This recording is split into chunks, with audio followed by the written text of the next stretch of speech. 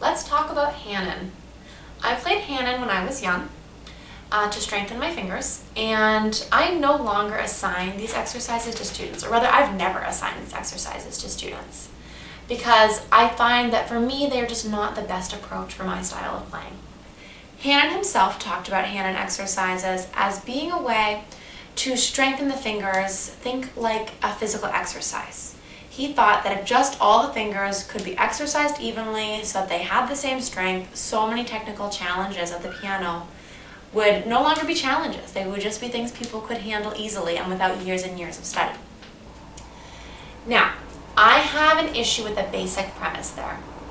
When I look at my hand, I see 5 fingers of all different sizes, and I see that they are attached to different muscles in different ways. So I don't want to expect every finger to perform with the same strength. This seems to me very difficult. I mean, even looking at pinky versus thumb. The thumb has all this muscle. The thumb is so strong that most of the work we do with the thumb is to ask it to just be a little lighter, because it's too strong, it sticks out. Now, the pinky has a lot less going on for it. It's a very small finger.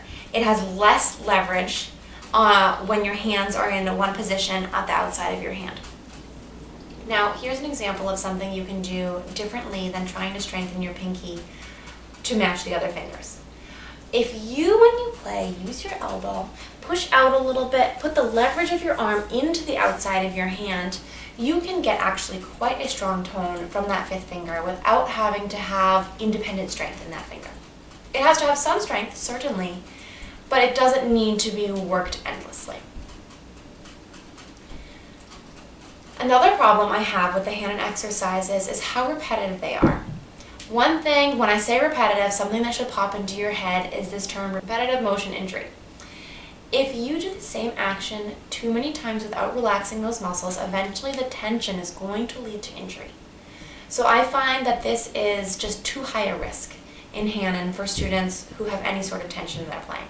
And I would go further to say that pianists who play without tension have already advanced their technique far enough that Hanon is not what will serve them at this time. So, if you have tension, I don't think you should play Hanon. If you don't have tension, I don't think you need Hanon. This is a lot of why I don't assign Hanon to my students. A third reason is how mindful you are while you play. So this gets back into the repetitiveness of the Hanon exercises. It is so easy when you're doing the same thing over and over again to zone out.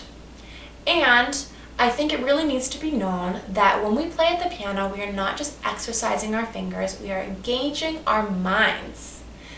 This is what is in charge while we play, not this, okay? Everything is about teaching your fingers how to serve the plan in your mind. And I find that Hanon exercises have very little plan.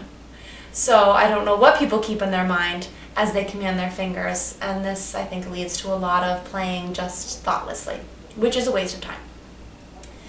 So I prefer etudes that have a little more interest to them, so that students don't zone out while they're playing, because again, I just think that is not helpful, so that there is focus in the music, and because once we get beyond this repeated exercise, we can start to bring interpretation in. Even simple etudes can have just even a tiny bit of interpretation, and at the high level, at concert etudes, we are talking, extraordinary interpretation. Once you get to a concert etude, you are playing with all musicianship. Every aspect of what you have learned needs to go into that piece.